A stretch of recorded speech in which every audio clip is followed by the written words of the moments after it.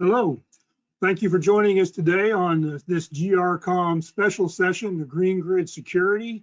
This will be a series that we're running over the next several months. We're going to take a great look at planning for energy emergencies in tomorrow's GreenGrid world, and we appreciate you making time to be with us. Our agenda, we'll just run through a quick welcome, and then we'll jump into our panel presentations. Following our panel presentations today will be the Resilience Forum, and then we'll have some closing remarks. We hope you can stay with us through the entire event. My name is John Heltzel. I'm the Director of Resilience Planning. Following me will be our President of the EIS Council, Mr. Avi Schnur. And then you can see Dave Roop will be here, Mr. Demir Novosel, Wanda Redder, and Scott Aronson. A terrific panel, and will be facilitated today by Mr. Frank Koza. This is our session. Please bookmark us and be with us as we go forward. And we will pick up the forum immediately following our initial presentation today. We've got two great sponsors, two partners, Omni Threat Structures and Blackstar Technologies, that'll have some information for them in our second half. But let's jump right into the meat. And it's my pleasure to introduce our President and CEO, Mr. Avi Schnur, for some opening remarks. Avi? Good morning, and thank you, John. I think we can go right away to the next slide. Actually, this really is a global event, and so good morning, good afternoon, good evening. For those of you who are in Australia, Southeast Asia, thank you for joining us in the middle of the night, and we actually do have participation from those areas as well.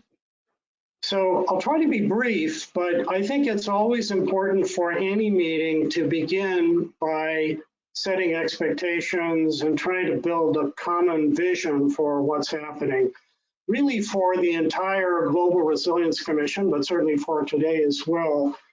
These are some ideas that were central in pulling this all together.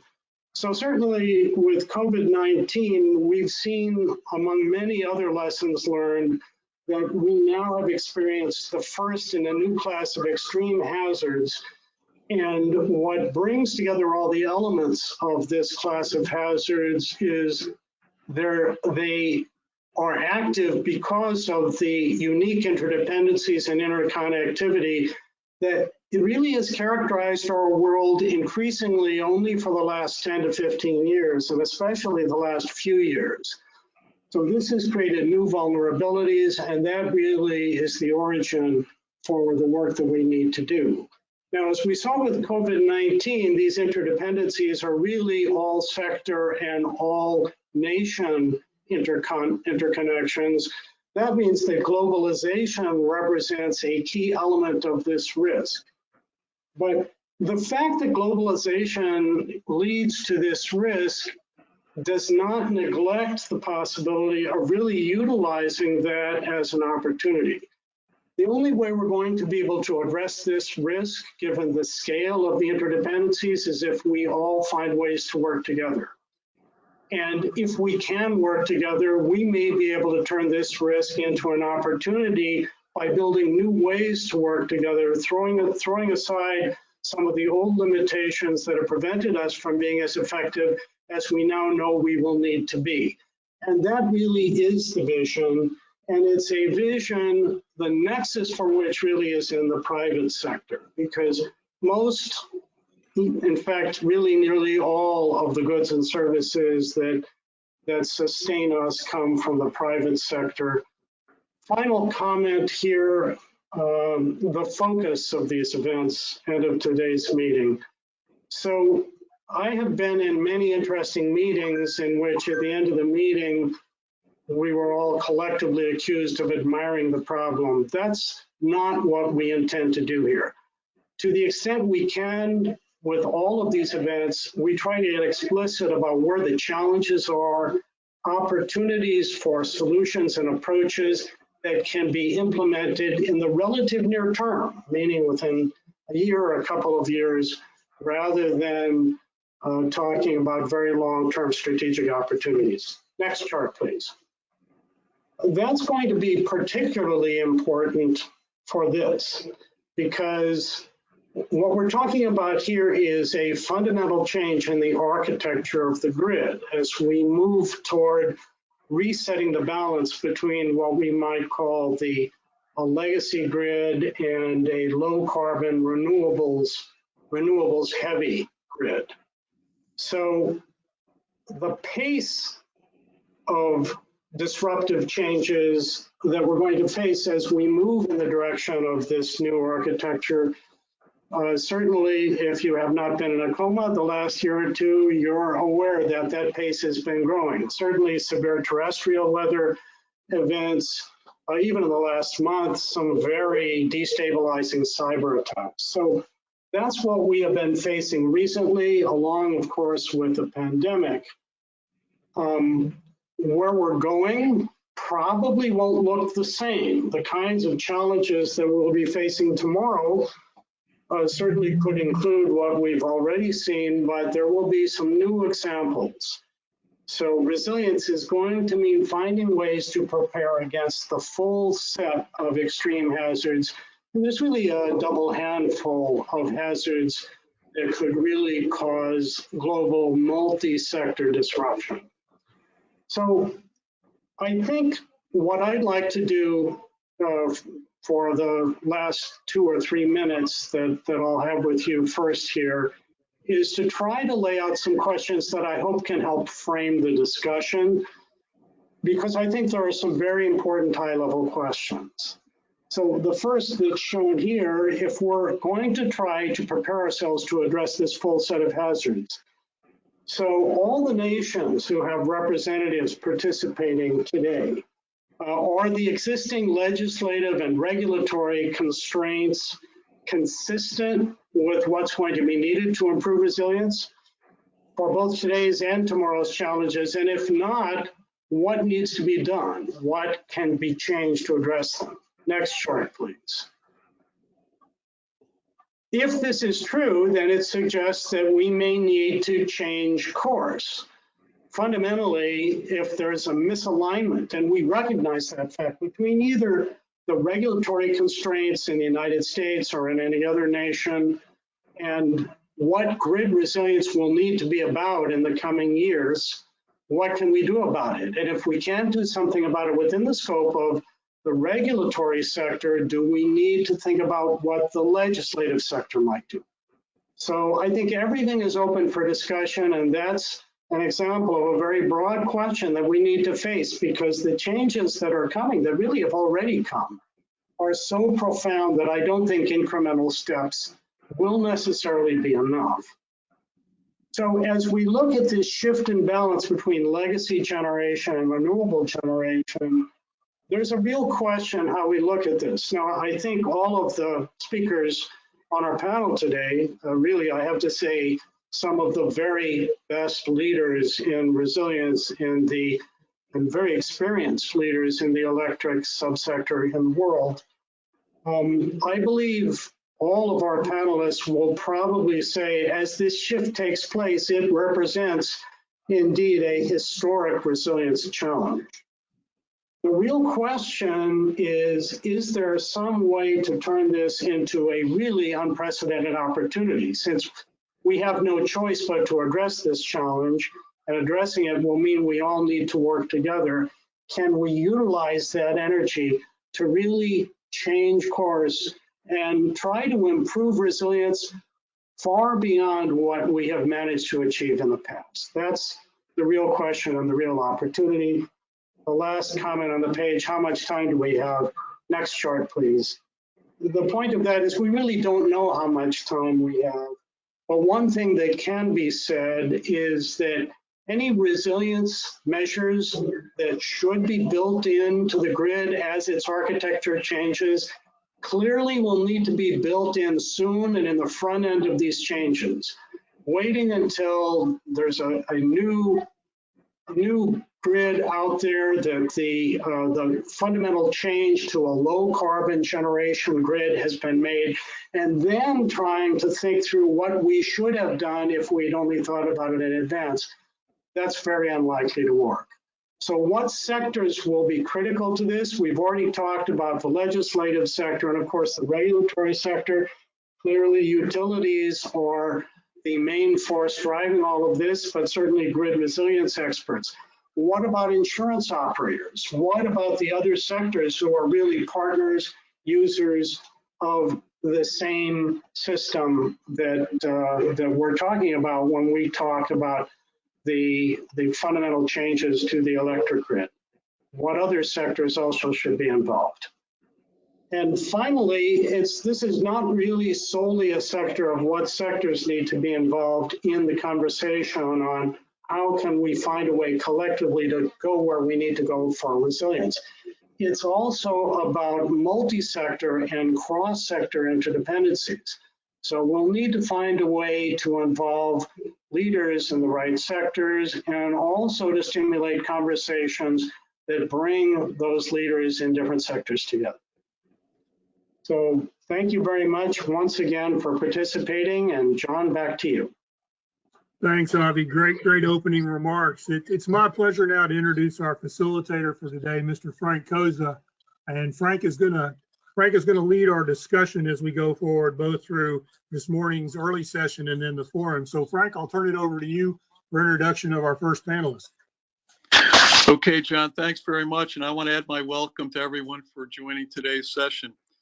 Avi mentioned that the speakers we have today are experienced. I would add to that they're also distinguished, and I don't use that term lightly.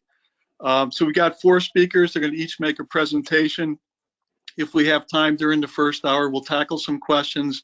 If not, we'll tackle some questions and also the chat questions in the second hour. So anyway, the first panelist presenter is Dave Roop. Dave is a principal at DWR Associates. And then formerly, Dave was Director of Transmission at Dominion Energy and also a former president of the U.S. National Committee of Seagray. So Dave, if you could proceed, we appreciate it. Thanks for being here. Thank you, Frank. It's good to be here with y'all today. My talk today is going to be looking at, as we consider the world with low carbon resources providing most of our electricity in the future, how do we handle large events that could impact our ability to recover, such as high impact, low probability events, where you have a blackout of the network, and how do these resources impact that recovery process? But before I discuss that, let me discuss the challenges the industry is presently facing and understand how the system operates today, and plus the impact that inverter-based resources are having on today's electrical system.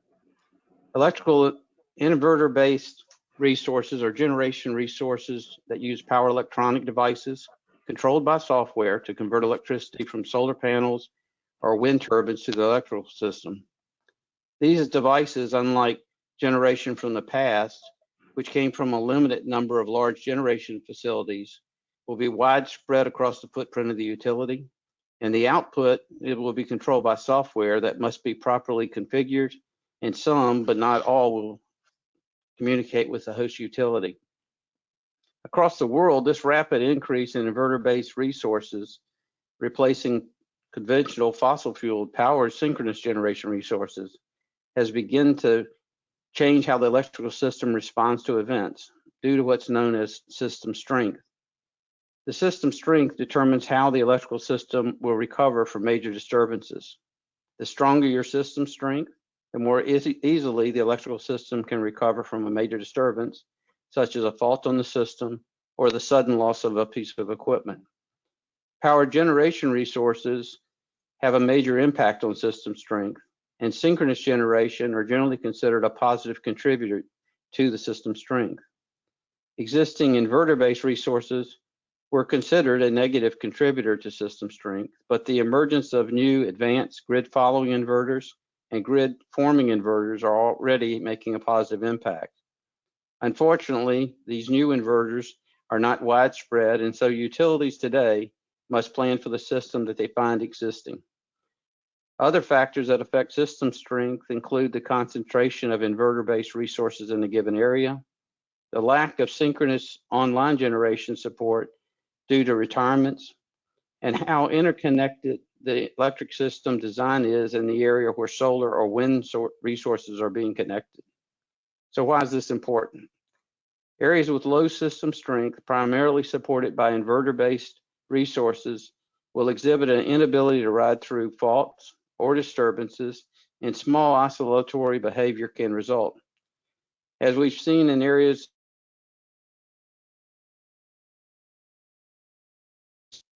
around the power system unstable and create significant flicker. Connections of multiple inverter-based resources could create harmonic events leading to excessive temporary overvoltages, which damages electrical equipment or shortens their life expectancy. And finally, the short circuit characteristics of a traditional synchronous generation is significantly different from that of an inverter-based resource and may not allow protective equipment of the utility or the customer to operate as originally designed. So now that you're aware of some of the concerns that utilities are dealing with and expanding their use of inverter-based resources, let's discuss how this impacts the planning, resources, and recovery from a black sky event. As we recently saw in Texas, conventional generation becomes a lifeline when an inverter-based generation is not available due to weather. This generation, however, in this case was not free from issues, and it too is not available as reliably as one would hope due to cold weather impacting the equipment performance and the fuel supply to this equipment. This system was close to an automatic load shed event, which is the last step before a complete blackout of the system. If a complete blackout of a system occurs, utilities look to their black start restoration plans to restore the system. The overall goals of a restoration are to rebuild a safe, stable electric system and then restore remaining loads. This restoration process is deliberate and works to restore subnetworks, or some refer to it as islands, with local black start generation. During this restart, the system strength is extremely weak. The subnetworks must remain balanced between available generation and load, but certain considerations must be considered in planning. Reactive loading must be balanced so that voltage levels do not exceed the equipment ratings along the paths and to ensure stability is maintained. Available fault current must be analyzed in advance to make sure protective relaying equipment will operate for faulted segments and not ignore a faulted element. Load should be restored in small increments. Inverter-based generation must be kept offline during this process so it does not upset the balance unintentionally unless it is designed into the restoration balance before an event. Black start combustion turbines with on-site fuel supply, low head short conduit hydros, and drum-type boiler turbine generators with on-site fuel supplies in the subnetwork are the first units to start, and they're considered black start units. They begin the re-energization process along a predefined electrical or often termed cranking path. This initial restart should begin within 2 hours of the blackout. This ensures that larger generation units, which we define as a tier 2 generation, along the cranking paths in this island or subnetwork have the highest probability of restart. The longer you wait from a blackout to restarting these units, the lower the probability that these units will start. For example, combustion turbines have a 30 to 50% probability to restart. Traditionally, utilities use what we say is a bottoms-up approach on restart. Since the restoration from a black start unit to a tier 2 generation in this method is on lower voltage transmission networks, you have reduced voltage concerns and relaying concerns due to the electrical parameters involved. Unfortunately, as we move to more inverter-based generation, we're losing a lot of the tier 2 smaller fossil generation in this tier 2 generation path. And the placement of newer generation, larger generation is coming further away from the load centers. And these are typically larger units on the extra high voltage networks, which are greater than 345,000 volts. This requires more energy to reach them in order for them to start, and increases the risk of voltage along the way when restoring, which could destroy the electrical equipment in these paths. Also, when you look at the faulted or a failed piece of equipment during this type of restart, there's not enough energy from these remote sites for the protective relays to properly operate. So therefore, really a careful analysis with some specialized computer equipment must be performed to ensure the voltage can be managed due to the significant value of reactance with EHV lines, and the protective relay settings must be considered, since some studies are suggesting that this fault current in these systems will appear less than the normal load current during this time of restart. So what does this mean for our future? It means that incentives and regulations must be in place to ensure that utilities have well-maintained black start units with multiple Tier 2 cranking path generation units available. Units for both initial black start and Tier 2 generation must be hardened for physical, cyber, EMP events, and worst case weather conditions. Ancillary service payments should be made to these unit owners that adequately compensate them with penalties if they're not available when required. Sufficient numbers should be developed in a region to ensure offsite power can be restored to nuclear plants and gas compression stations. Nuclear generation will start and is only started after a stable interconnected grid is established.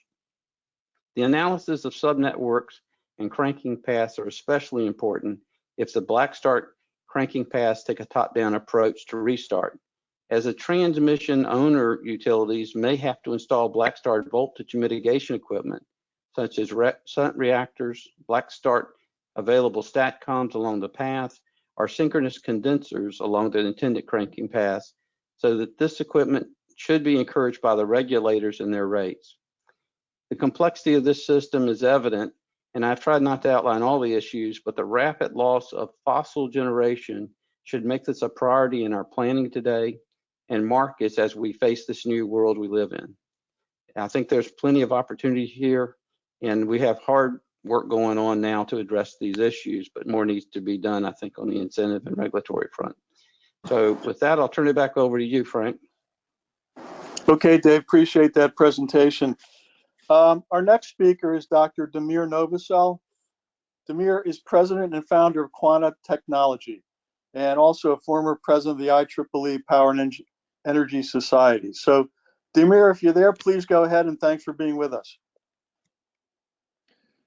Thanks a lot. I very much appreciate this opportunity.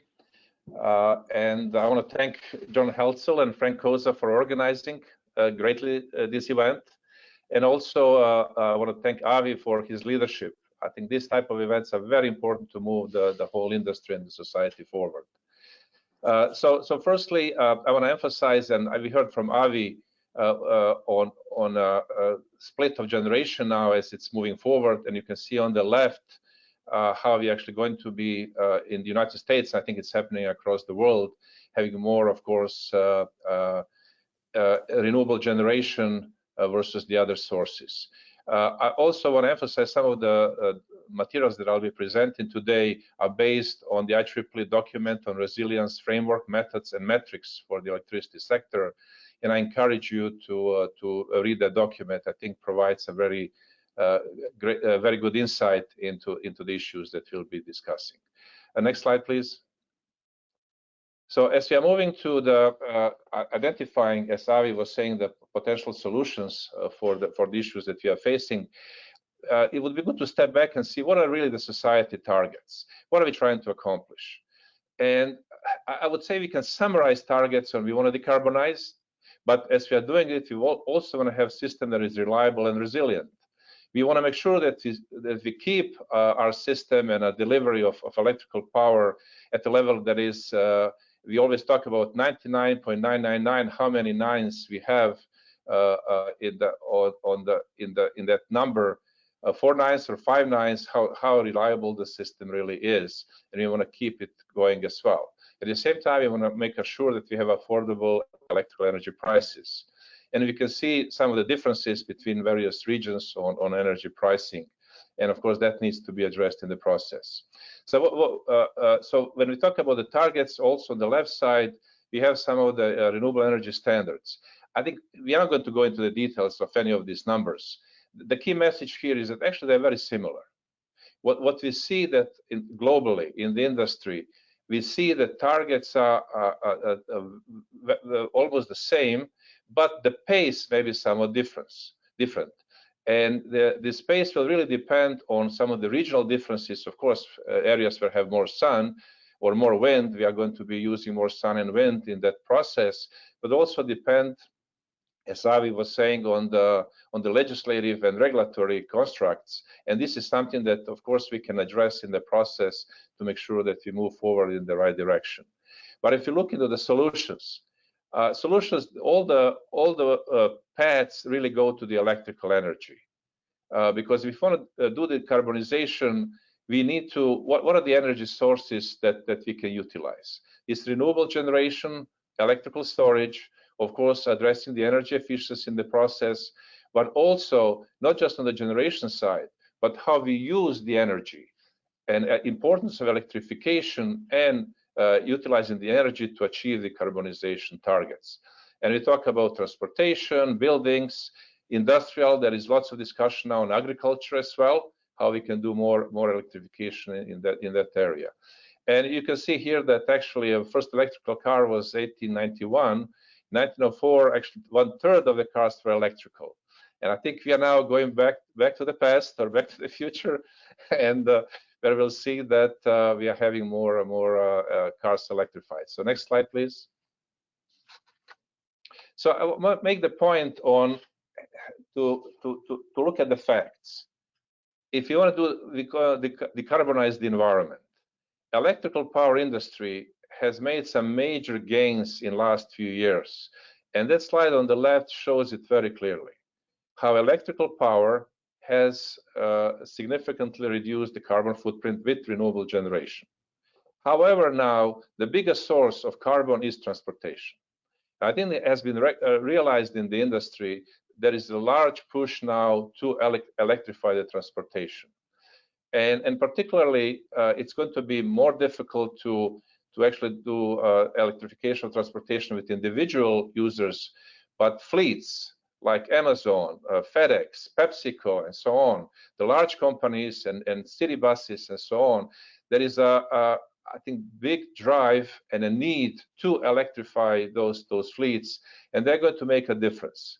And as they are going to be electrifying, and we have electrical charging stations and so on, then of course the drive or the push towards electrifying all the transportation is going to be moving forward. But the key message that I want to emphasize here is we need to do both. We cannot do one or the other. We cannot wait with transportation to have electrical power be completely renewable. At the same time, we cannot just focus on transportation and not continuing doing the electrical power. So doing it in parallel is important. But the slide on the right shows here what the situation if we would be now installing all the electrical vehicle charging stations. The red shows that actually grid is not at this point in time ready to accommodate additional load without thermal or voltage violations.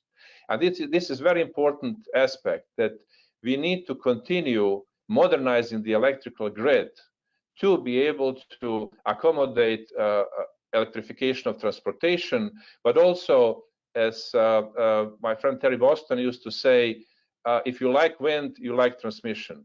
So we need to make sure that we have a stable, resilient grid to be able to leverage the benefits of both renewable generation and transportation. Next slide, please. So as we are discussing importance of grid resilience, I think there is no need to go deeper into this. We understand that. But important is to identify what's resilience and what are the events that we try to protect against. Because we need to prepare, withstand, and reduce magnitude and duration of the events. But these events, there has been a definition like high impact, low probability events. At the same time, we see now that events that used to be 1 in 100 years events, like the polar vortex in Texas, became 1 in 10 years events, because that was 2011 was the similar event in Texas. Now it happened, 2021. We have events that are 1 in 10-year events now becoming annual events. So I think that's very important, that we cannot focus only on so-called low probability, high impact events, because low probability events are becoming higher probability events in that process. And of course, importance of measuring the resilience. And it comes back to the investments and actions taken to address it, because if you cannot measure it, how can you really understand what improvements you are making and how much investments you should be making in the process?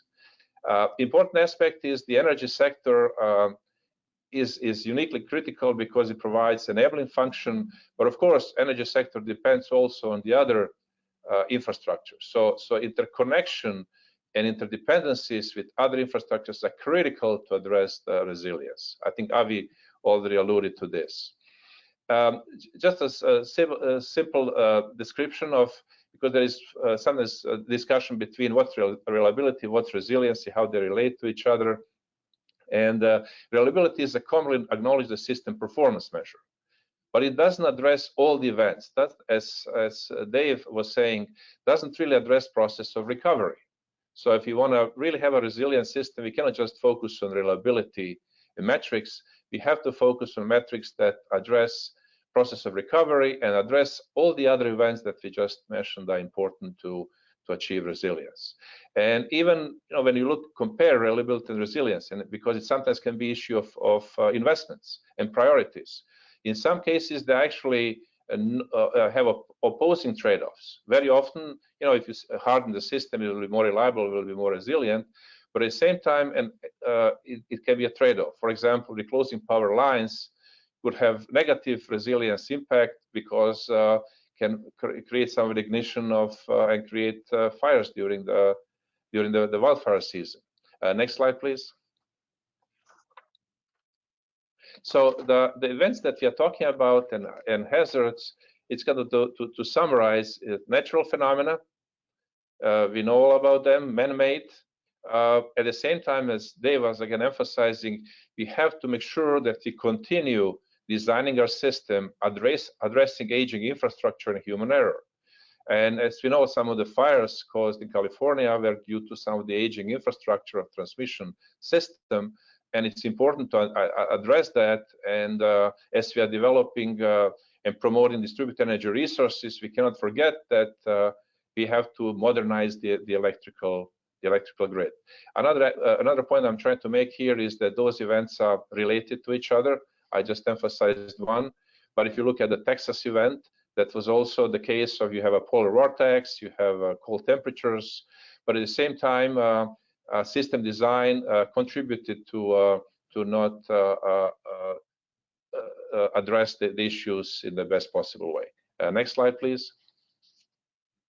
So next slide is, I would say, somewhat technical, but I think it shows some of the technical challenges and solutions as Avi asked us to do.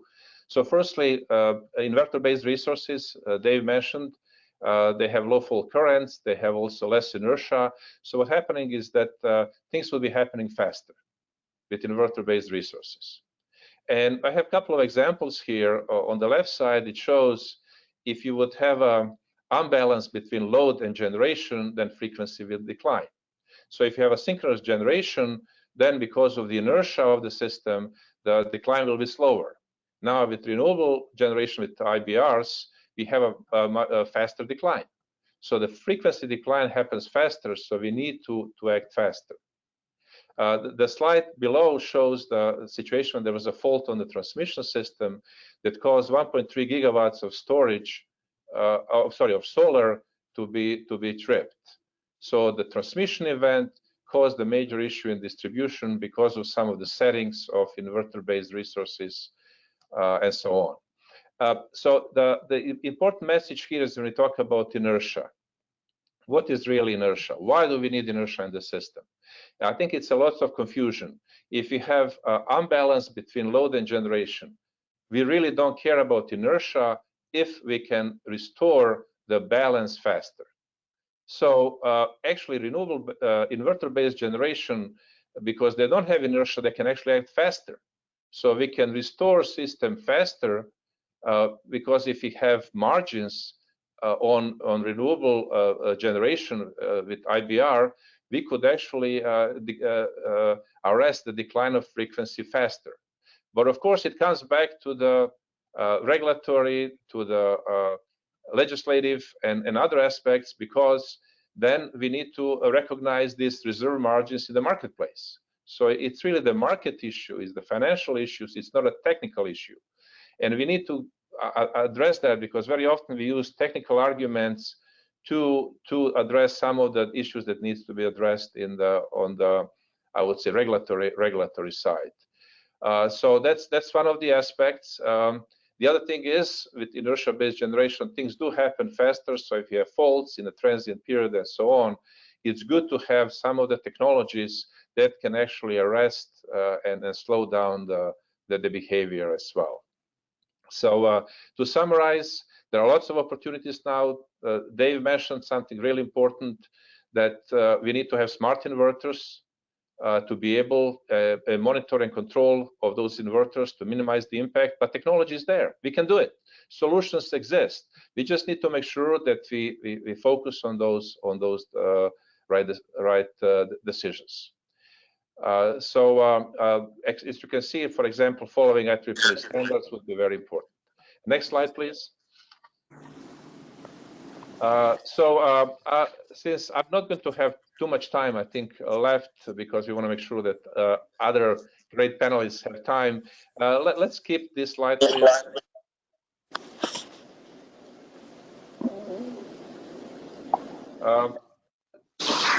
Let's go to the next slide, please.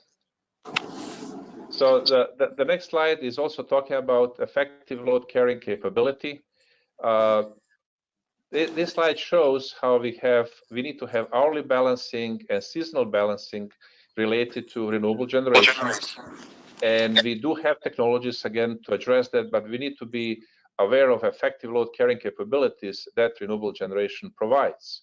So if you would have a perfect capacity that can always is never out, can ramp up and down instantly, we would have 100%.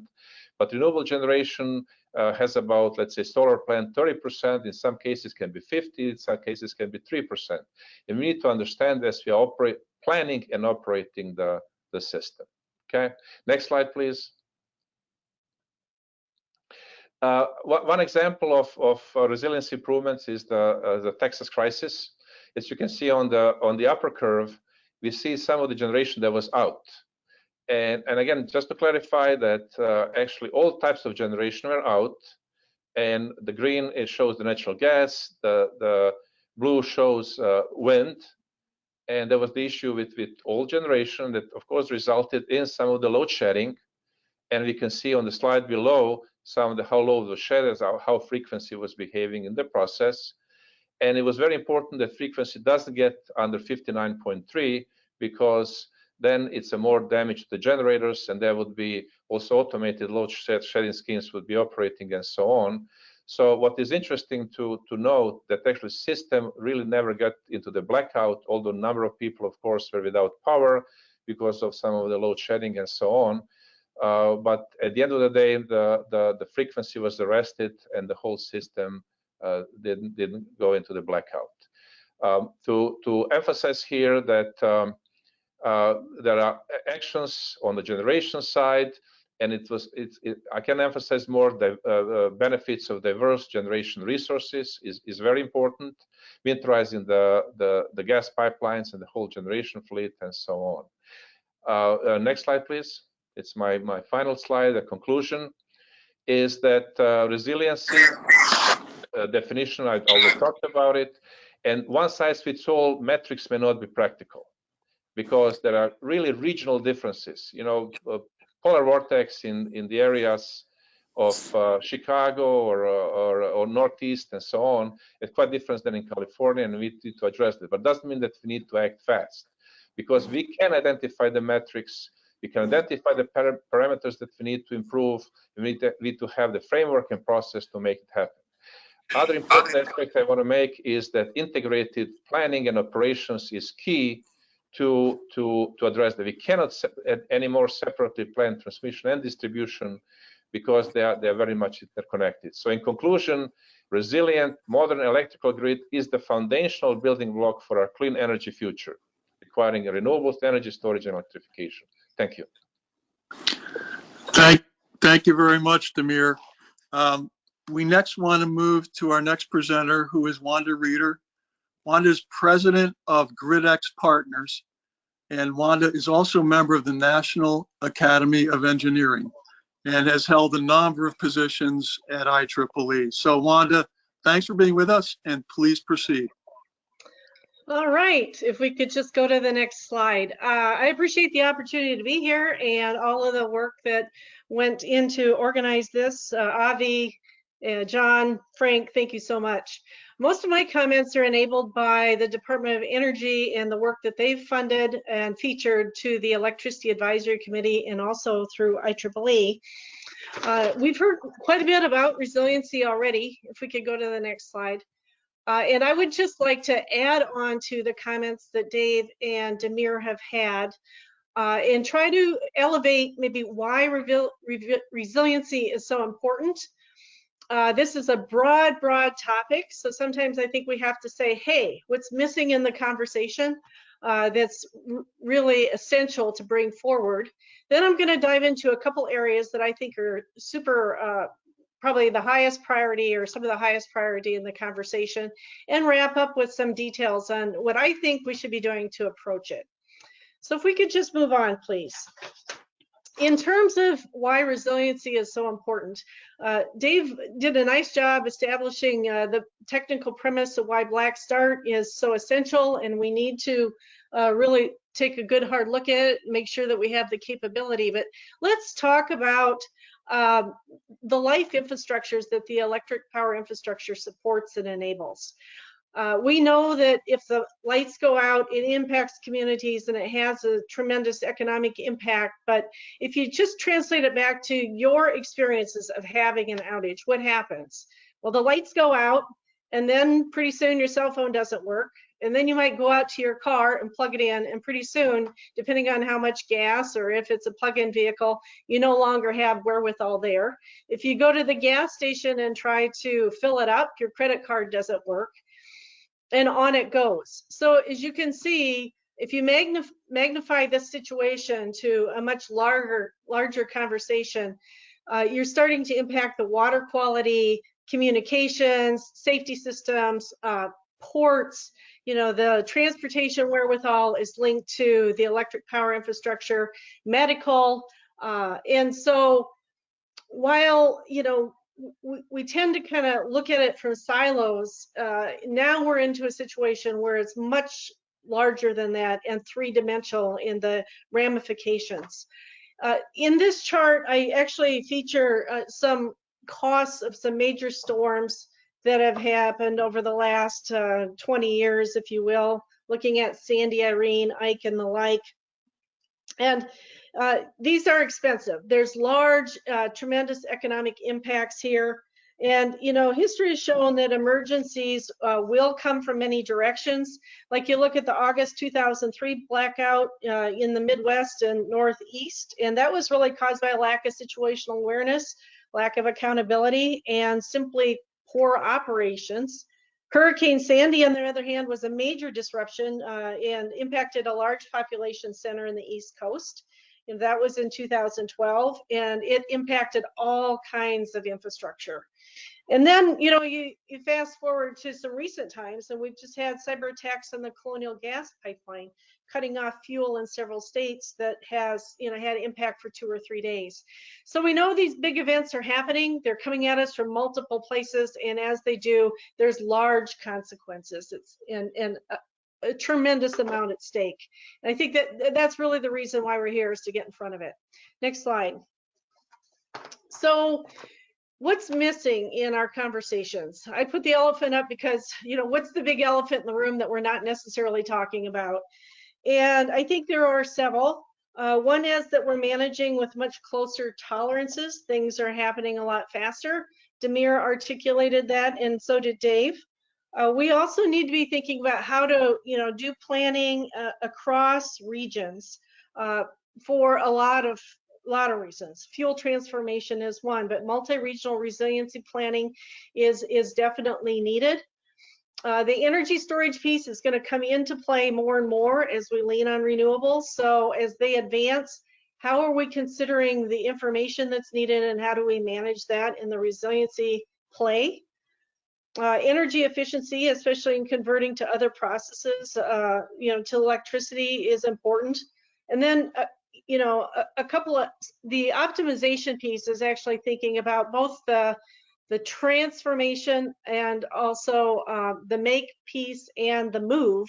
You know, we're going to want to optimize all the way through that continuum. So what does that have to do with resiliency? Well, we need to contemplate the resiliency impact in a lot of other facets as we think about dynamic optimization amongst a much more complex ecosystem. On the cyber and physical security aspect, I'm going to talk about that a little bit more along with the resiliency as it's linked to investment. But I think the big piece here is that on resiliency and investments, you got to know who is responsible for the resiliency piece, what the metrics are that drive it, and how are we going to get paid, how it's going to get paid for. And if that underlying premise isn't there, chances are all of this other isn't going to follow suit. So if we could just go to the next slide and talk a little bit more about how, as we go green, the resiliency conversation becomes more complex, even above and beyond what we've been doing in the past. So Avi talked a little bit about the changing architecture as we look at decentralization and decarbonization. And that changing architecture drives a lot of complexity into our conversation. We know that we have transportation that's becoming more and more integrated with the electrical sector. But if you think about all of the supporting infrastructures that I mentioned earlier, those interdependent infrastructures now and the consequences of them need to be contemplated in the resiliency discussion. From a stakeholder perspective, you know, we have learned how to work with the traditional system and respond to major events, and I think we've made some tremendous strides since Sandy. But as we look at the interdependent infrastructures, that coordination element needs to reach out in a much broader framework than what we've had before, along with the planning processes. And when we think about planning, I think there's a lot of incentives to think short term. Resiliency is a long-term play. We need to look at, you know, what we need to accomplish and be able to, you know, act on that so that you get short-term and long-term benefits. We don't necessarily have the framework, tools, and metrics defined. And so those need to be developed, and I think that's fodder for a lot of research and development here in the short term. And you know, we're also in a situation where a lot of this information, especially in the cyber realm, makes the intelligence sharing difficult. And that can impact both the planning aspect as well as, when you get into the heat of the moment, situational awareness. So you know, these are some elements that I think you know, are added complexities. I have also often talked about make, move, use in terms of how we've traditionally done things, made things from central generation, moved it through transmission and distribution onto a user base. And now that make, move, use value proposition really is being added to, if you will, because the make piece is becoming more decentralized, and there's a lot more different ways that we might bring energy to the equation. And the use piece, of course, is becoming prosumers. And then along that value stream proposition, energy storage is going to find its way in. So resiliency needs to be able to touch all of those value streams. If we go to the next slide, I'll talk a little bit about cybersecurity. I think most of us know that, you know, cybersecurity is the ability to secure digital communication and control systems from cyber intrusion to prevent damage. And as we move from centralized to something that's much more decentralized, that facilitates many more interconnections onto the grid.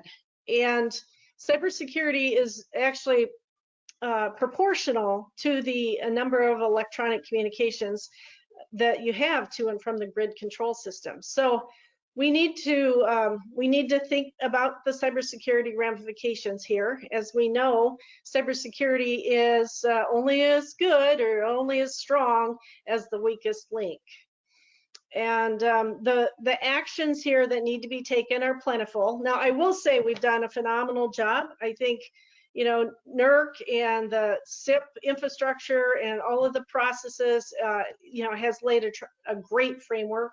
And I know Scott's going to talk about the tremendous work that's going on. So, we need to build upon that to think about, what are the new cybersecurity requirements that are coming from the GreenGrid, if you will? What are the plans that are incremental to that, the roles, and the system investments that are required?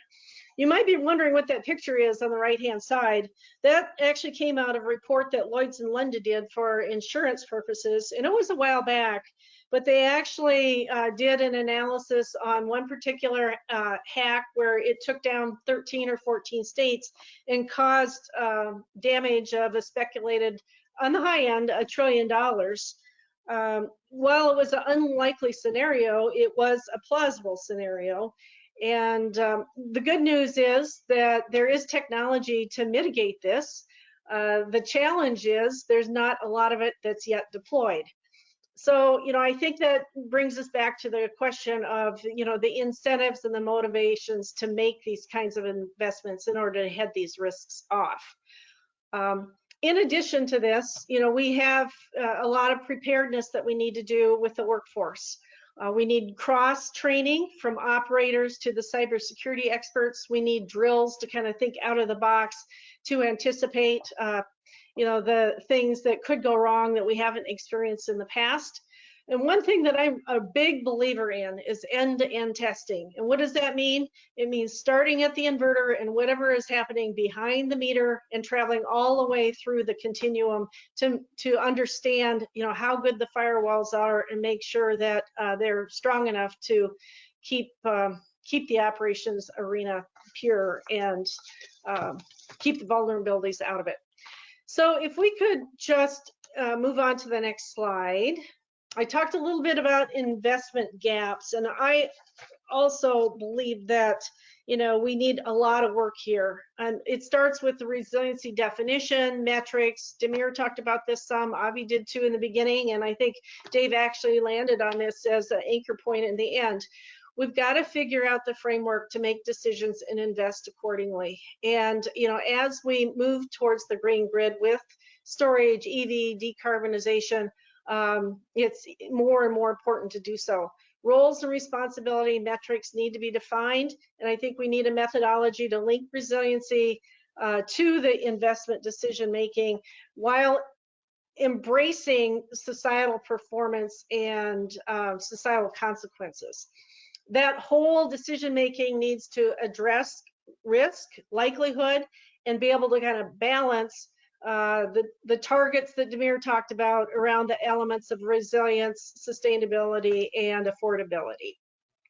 And of course, we need the incentives in place in order to make sure that there's cost recovery for those that do decide to move forward.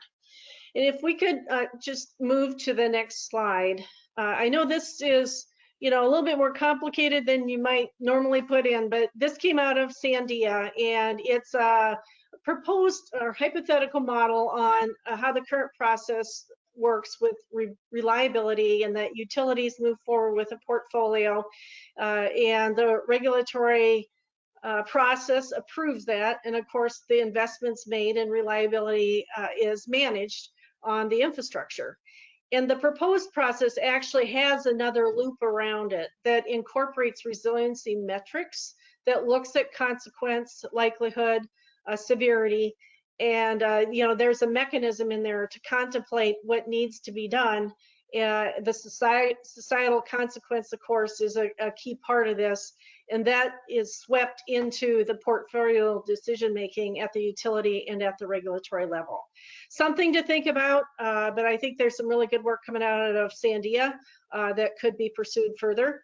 And then the little icon in the lower right hand is the ICE calculator, and that was actually created by Lawrence Berkeley National Labs, funded in part by DOE. And it looks at the cost of avoided outages for 5-minute kind of day-to-day outages. It does not have a module in there for the long outages, which in their definition exceeds 24 hours. With the help of EEI and DOE, they are seeking external funding from utilities in order to update the ICE calculator, to build on that, longer duration model, and also to update the underlying survey for, just costs for regular outages. So some good work here that, is useful to know about, and we can build upon. The next slide, please. Another piece I want to talk about is FERC Order 22. A lot of what we talk about in these conversations is transmission and generation, and looking at it kind of from a RTO, ISO, and a big picture perspective. But I think we need to also think about the ramifications of what's happening down at the distribution level and how that has implications to the big ecosystem. FERC Order 2222 was laid out there to create a level playing field for distributed energy resources, or DERs, in order to play in the wholesale market. So ISOs and RTOs need to update their tariffs, and this is going on right now, so that this market methodology can be adopted. These filings are due somewhere in the next few months, and it's interesting how the discussions around the operational coordination between the RTO, ISOs, transmission, distribution, and the customer is the more you deep, the more conversations there are on how to facilitate the wholesale market and enable that while preserving safety, reliability, and resiliency.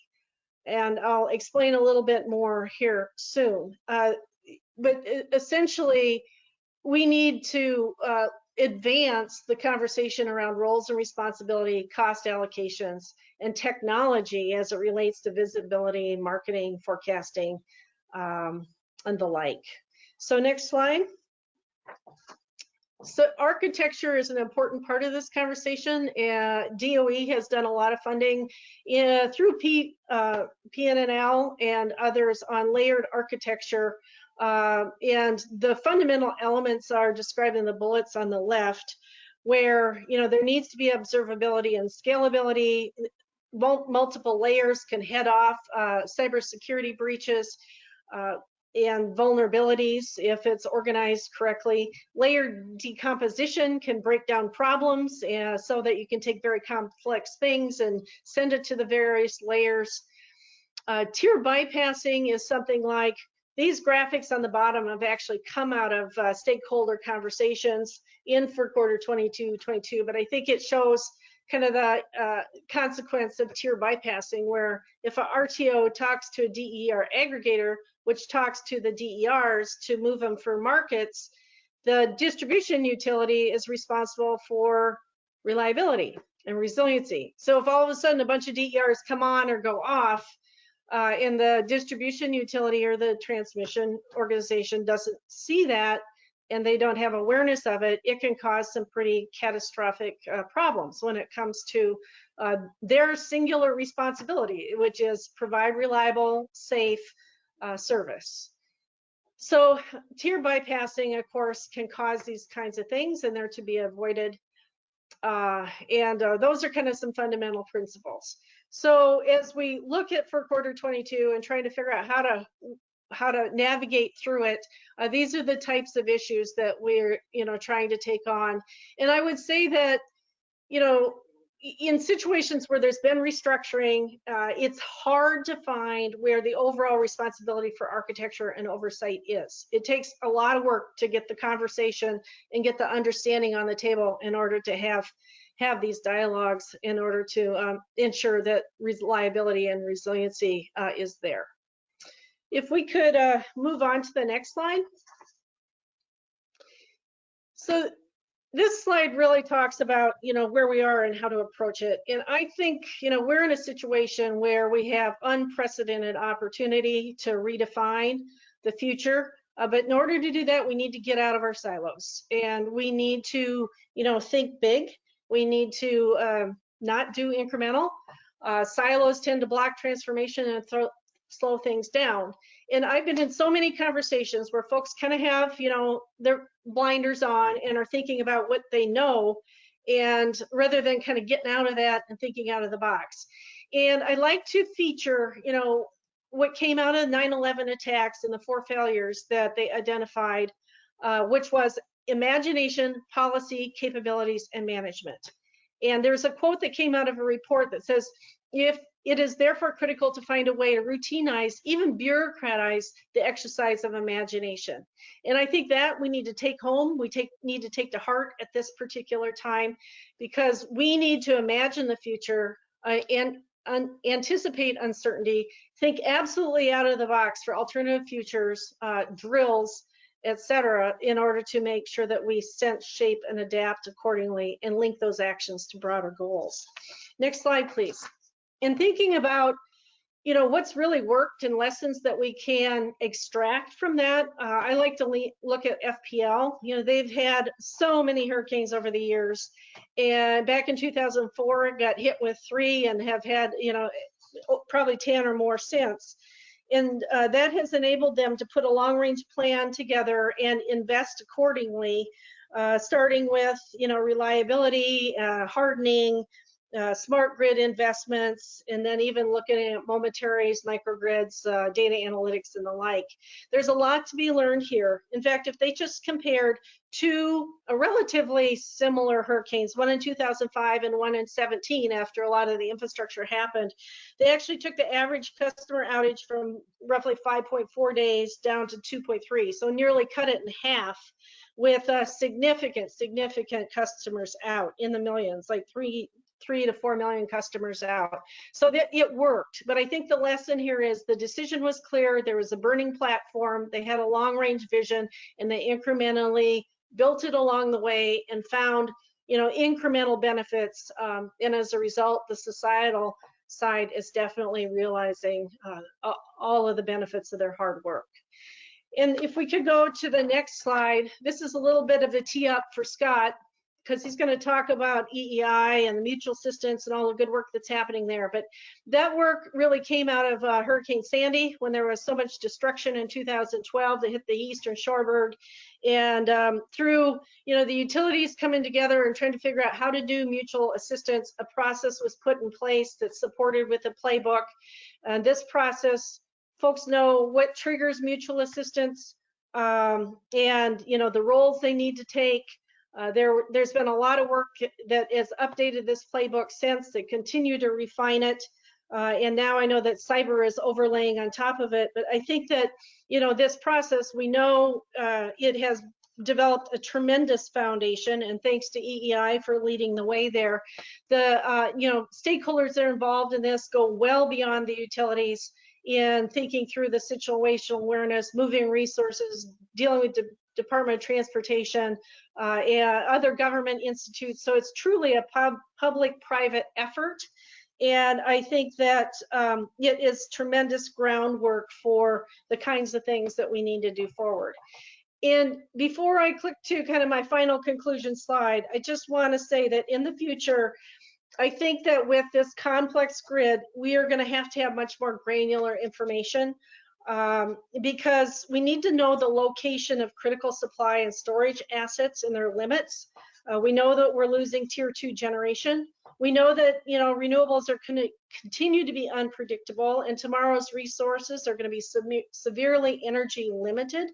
So because of that, you know, we need to have this granular knowledge. We need to know the role of electric vehicles and their storage capability, because they will become very important. We have to have a thorough understanding of transmission, distribution, customer level information, and where those critical loads are. The types, locations, and requirements of critical loads will be important. Communications. We know we're going to lose communications, and we're going to have backup communications in order to be able to handle these big events. And we need to train operators. They need to be trained on how to handle islanded conditions, so we can restore black start from inside out rather than outside in, which we planned for and drilled on historically. And they need to be able to do that without the adequate communication infrastructure. And the drills need to anticipate all of this. So in my final slide, I just want to wrap up saying resiliency is absolutely quintessential. there is everything hanging on electric infrastructure resiliency. And as we move towards the green grid, it broadens the consideration and it broadens the discussion in multi-directional. There's so many facets that require attention, but I think that looking at the investment and how that's incented and looking across segments is, really top of matter. And my last point is that through this, we need to cultivate imagination and collaboration in order to achieve the resiliency we need for the green grid of the future. Thank you. Thanks very much, Wanda. That sounds like a pretty big to-do list we've got to work on, but we appreciate your comments and all. Our final speaker is Scott Aronson. Scott is Vice President of Security and Preparedness at Edison Electric Institute. And Wanda touched upon collaboration, and Scott is the Secretary of the ESCC. The ESCC is the Electricity Sector Coordinating Council, which I think is a good example of collaboration that's going on between the government and industry. So with that, Scott, thanks for being with us, and please go ahead. Thanks a lot, Frank, and good morning, good afternoon, good evening, depending on your time zone. Really appreciate the opportunity to be with you all today. I'll thank EIS Council, I'll thank the Global Resilience Commission, Avi, John, Frank, and all of you for taking some time to be a part of this conversation. Look, I've got the unenviable task of going last. The good points have been made, so I'm going to do something kind of dangerous. I don't have a lot in the way of prepared remarks. Instead, what I want to do is reflect and react to what you've already heard and see if we can't bring it all together. So first, a little bit about me. As Frank just said, I am the Vice President for Security and Preparedness at EEI. So EEI is the trade association here in the United States that represents all of the nation's investor-owned electric companies. Security and Preparedness, I like to use that title because I think it talks about what we do. Securing our critical infrastructure and being prepared for when it is compromised, when, not if, right? The ESCC was just mentioned. I'm not here wearing my ESCC hat, but for those who don't know, the Sector Coordinating Council brings together not just the investor-owned electric companies, but the cooperatives, the municipals, the independent power generators, our partners in other sectors, and most importantly, is this nexus where CEOs from those segments of the sector work in close collaboration with our partners in the federal government at a very high level. Oh, and by the way, the Canadians are a part of the ESCC as well, given that this is a North American interconnected grid. So look, we're at a really interesting time. The energy grid is changing. Everything that you've just heard, it's being driven by climate change, it's being the change in customer needs and expectations, and the evolving threat landscape. So what I want to do is highlight how these imperatives to deal with these changes in expectations and threats can, should, and are being addressed with an eye toward resilience. Let me start with they are being addressed. I think as Demir said, a huge reduction in carbon output and integration of renewables with extraordinary commitments over the next couple of decades.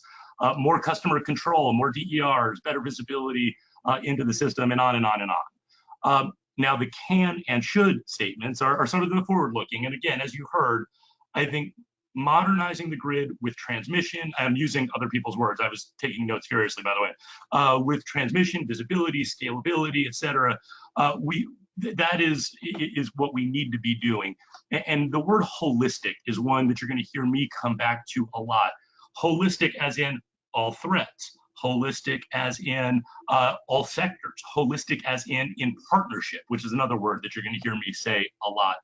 And then as Avi said in his introduction, the Global Resilience Commission's mission of working collaboratively on these shared goals, that is what critical infrastructure security and preparedness is all about, right? It's a team sport that includes owners, operators, regulators, policymakers, vendors, suppliers, and even customers. So that's holistic, that's partnership, that's what this is all about.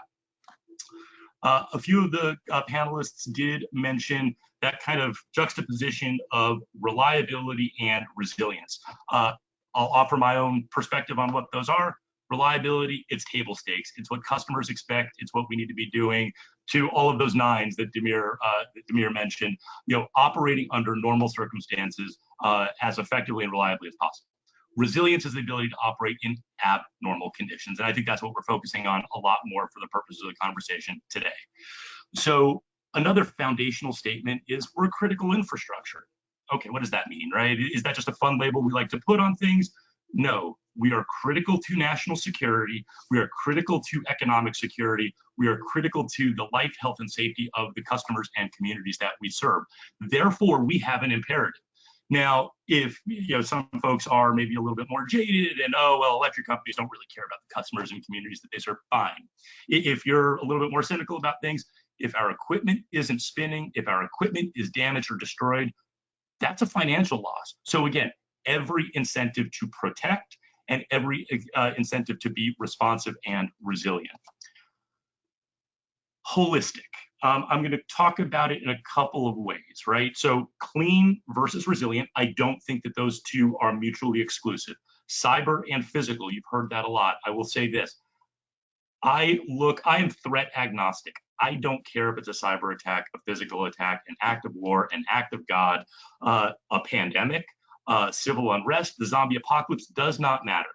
There is a threat to infrastructure. We have to be able to be prepared for it, limit the damage, be responsive, recover as quickly as possible.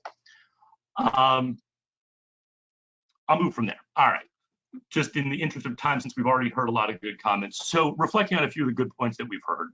The first thing I want to say is the opportunity to learn from experience. And good Lord, do we have so much experience, right?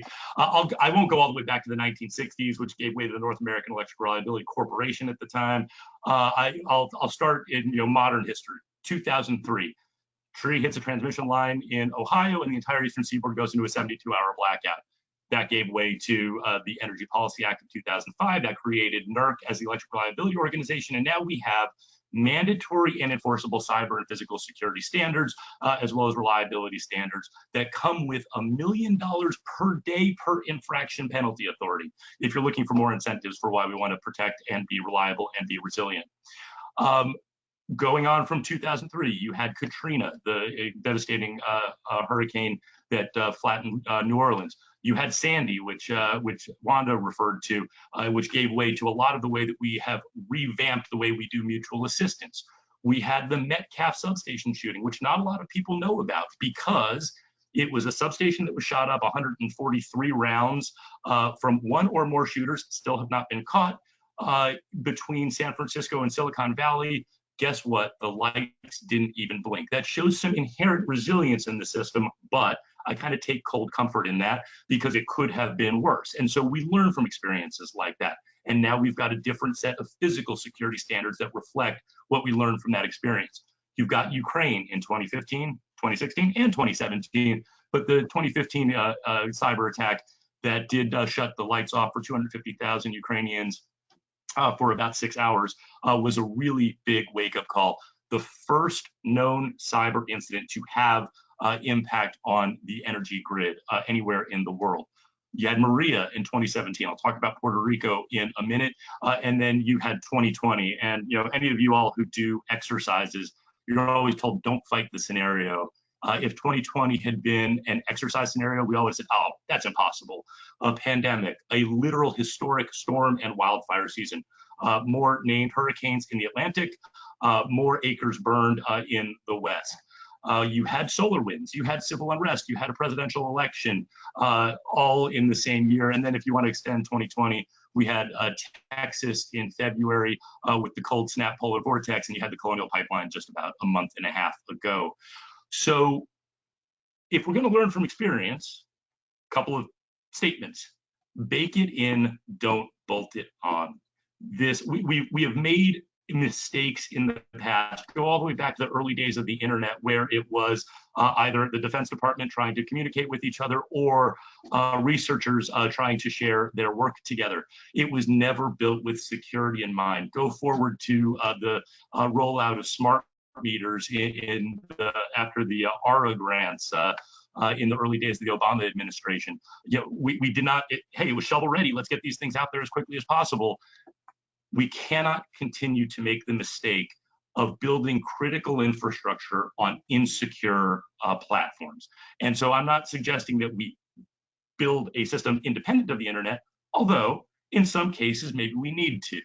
And what I will say is We are at an inflection point right now. We are sort of turning that corner to modernize the grid, and as we do that, we need to bake security in, not bolt it on. The value of the grid, you've heard that in a couple of different ways, a couple of different times. The technical challenges and of running the grid, the need for conventional generation. I'm not even going to try, I'm not a double E, but Damir talking about inertia and low fault currents, and renewables have their own challenges and the lack of transmission.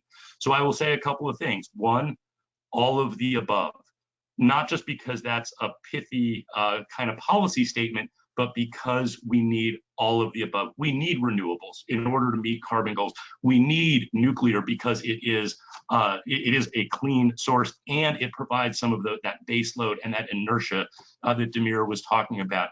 We do need other forms of conventional generation.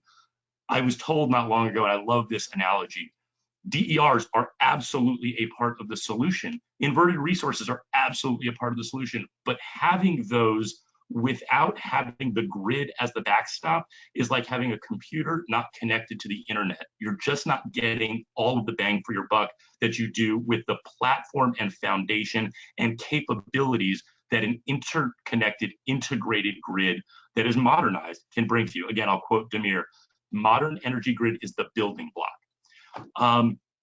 You can't protect everything from everything all of the time. That's just a foundational statement. That therefore, and I appreciate Wanda teeing me up, response and recovery is critical too. So the Florida Power and Light example is one of my favorite, so I won't belabor it because Wanda did a great job, but hardening and operations and maintenance and visibility and having better plans to respond and recover, mutual assistance, applying mutual assistance to cybersecurity. Let me talk about that really quickly. Ukraine happened.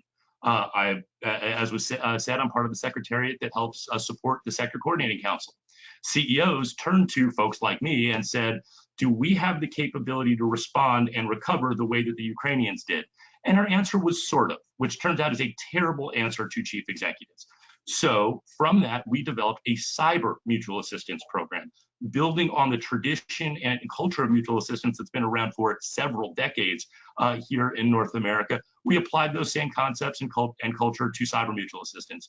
Inside of 18 months, we went from an idea, how do we bring cyber resources to bear when a bad thing happens, to having a legal construct to do it, having companies join representing more than 90% of all customers in North America. We had a playbook and it had been exercised and utilized. That was the power of CEOs, that was the power of partnership, that was the power of this idea of mutual assistance and supporting each other when bad things happen. Another thing I'll say about can't protect everything all the time, cybersecurity, again, as Wanda mentioned, we're worried about the weakest link. That is why cyber mutual assistance is helpful, kind of get those people back up on their feet as quickly as possible.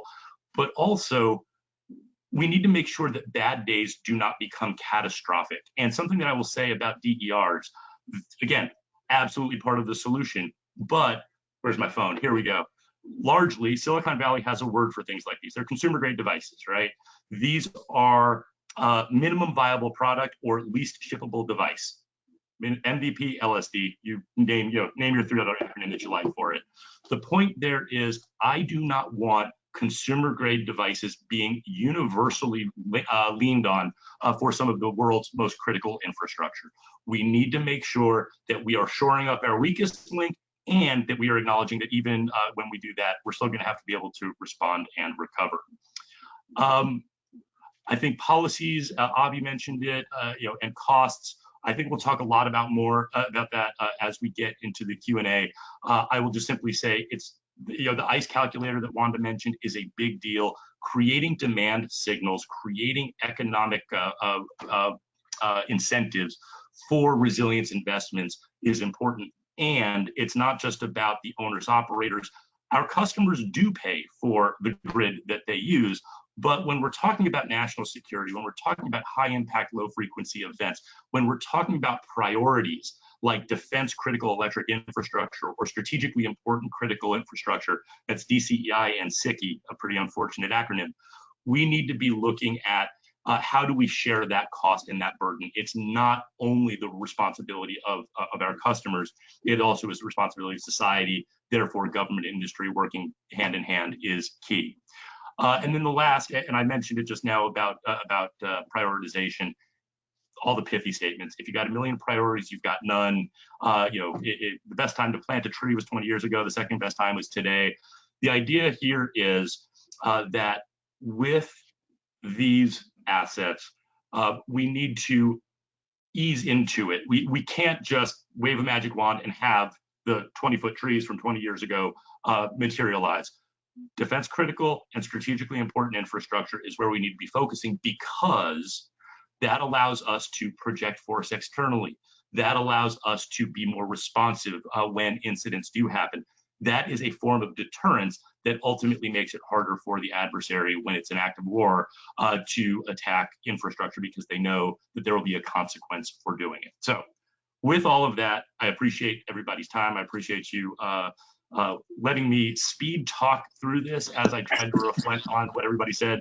And as the panelists said, events like this are so important to identify challenges, address them collectively, shift society and the industry toward better, more resilient systems, and ultimately make us safer and secure. So with that, thank you. I'll shut up, and I look forward to the questions.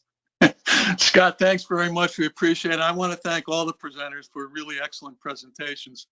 They set us up very, very well for the Q&A session that's going to follow right now. So I'm going to turn it back to John for a minute. We're going to set up for the panel, and we're going to go right into the Q&A session. John? Hey, thanks, Frank. Hey, guys, I'm gonna hit a couple of slides, and we're going to move right into the forum. So everybody hang on with us. We're going to jump right into that.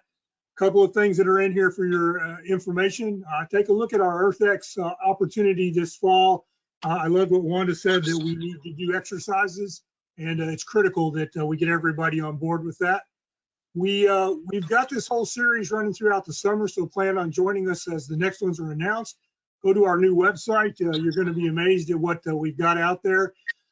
Big thing that I'd like you to take a look at if you get a chance, one of the latest additions to the EMP lexicon published by the EIS Council. You can download this now at Amazon.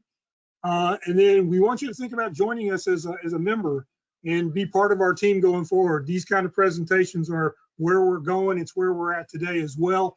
And there's room for everybody to be part of where the EIS Council and GRCOM are headed. Our next webinar next month will be on climate change. And we're going to take a look at the regulatory and market forces, things that we touched on today. We'll hit those very hard. That'll be on Wednesday, July 28th. And instead of waiting 5 minutes, we're going to jump right into this. I appreciate everybody's flexibility. Frank, great job on the facilitation. Panelists, just outstanding discussion. I don't want to put any more room before our ability to get you back on the podium. So Frank, I'm going to turn it back over to you to facilitate this next few minutes of the open Q&A. So with that, we're just going to jump right into it. And this is discussion period 1 of the forum. So Frank, back to you. Okay, John, thanks very much.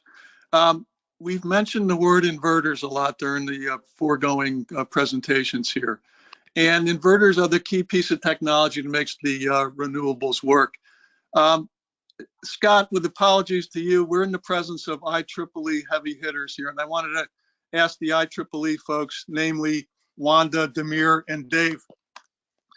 I think about IEEE as a key organization for developing those design standards that are key to the devices like the inverters. And IEEE 1547 comes to my mind. Is that the success story that we should try to pattern as we think about what changes need to be made to inverter technology as we go forward into the renewable heavy grid? Comments on that, please. Yeah, this is Wanda, and I guess I can start. Get our cameras going.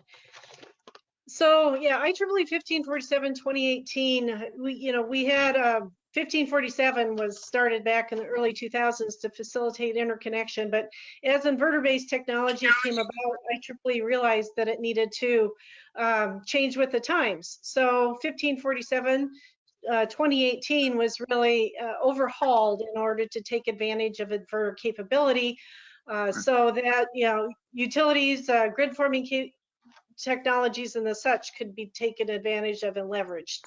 And that was actually approved year ago or better. And I think Right. the interesting thing with inverters is that, you know, they are on grid edge. So it's not necessarily in the utility domain, it's also UL. So IEEE worked closely with UL in order to not only create the standard, but also create the testing wherewithal. We're in the process of running inverters through the UL certification process. That should be done by January 1st of 2022. An interesting element that the standard contemplated was a dual port mechanism so that the utilities could have visibility, as could aggregators or a third party. And I think if there's a learning to be had, the standard is only the beginning, because it takes a while for that to work itself into the marketplace, into protocols, into software. You know, there was 3 protocols that were identified, but the ability to actually get, you know, seamless end-to-end functioning going based on standards, it takes time. And, you know, I think a lot of us want this sooner than what the clock will allow, but there's a lot of learnings there, and IEEE was definitely foundational for giving us the standard work that facilitates this interaction. Thanks, Wanda. Dave or Demir, any comments from you guys? No, I'd echo what Wanda said. The issue that we see with the standards is they lag. The deployment of these technologies, because the incentives and the tax incentives are driving material into the marketplace before we can catch up. So that lag is hurting reliability until the incentives, the standards come up. And if it wasn't for the standards like IEEE and UL helping and everybody else, the future would be ugly. But I think they really are helping us get where we need to be. You know, we just need to figure out how to make that curve a little bit faster, because the technology is moving faster than we can get the standards developed. Right. And again, I would echo what both Dave and Wanda were saying, and just to add that it's important that we work with the developers very closely, and that understanding by developers that it's beneficial also for them to implement technology that will help better integrate inverters in the system. I know it costs some money, but at the end of the day, the benefit is much higher than the cost if you really can connect, you know, inverters in the right way and manage the frequency, manage the voltage, and so on. And I would come back to just this example that I didn't have time to go into too many details, but like when 1.3 gigawatts of storage was stripped due to the fault, actually there was even if they followed the standard, there was a issue that settings of those inverters were very, very short, and they tripped too prematurely. They also had the technology that was, they were thinking that it was actually frequency event while it was the voltage event, because voltage dropped temporarily because of the fault and it recovered very fast. But because they tripped so fast, then they actually tripped unnecessarily.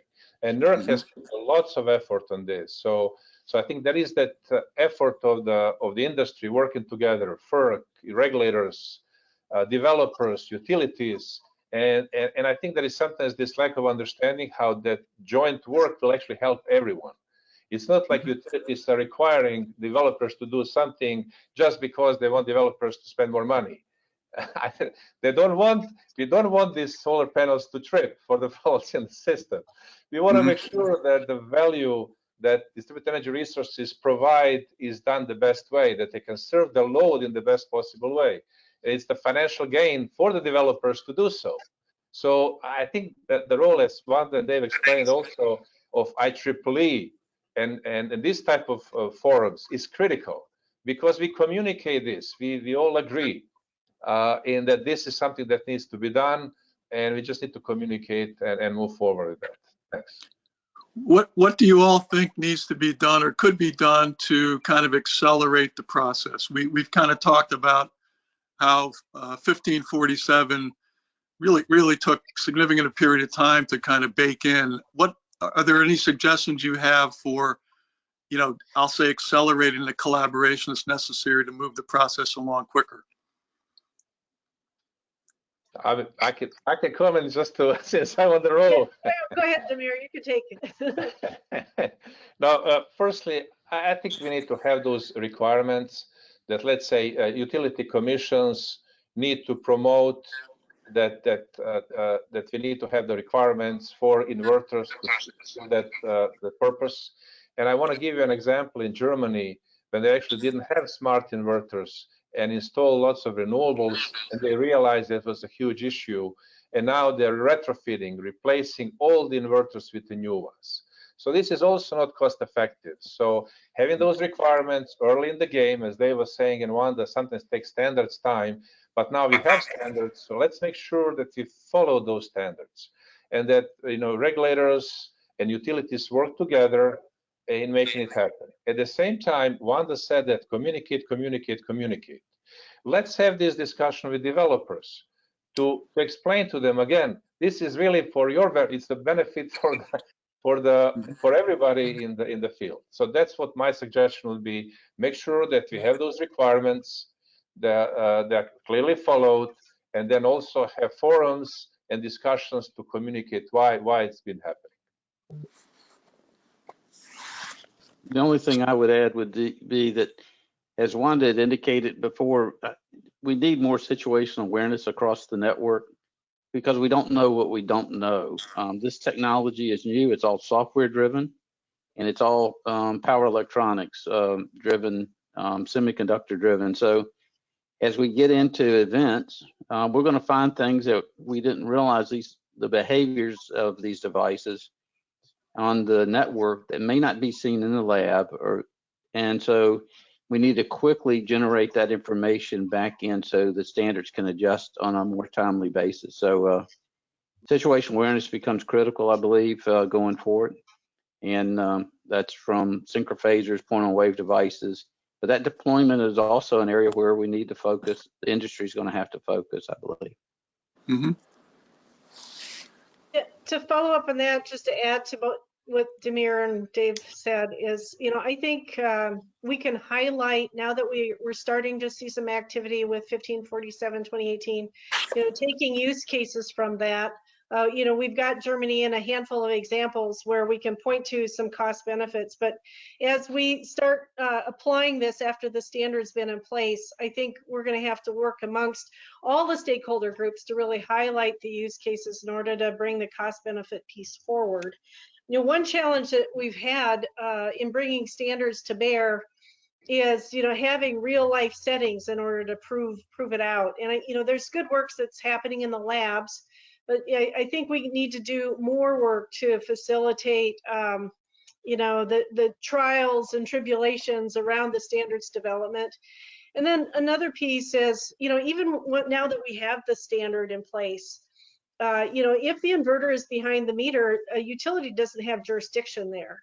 So, you actually need regulatory approval to give them rights to be able to monitor that inverter and have access to the port, which, highlights the importance of bringing all the stakeholder groups along. So, the education is done in parallel rather than sequential in order to expedite the time frame for implementation.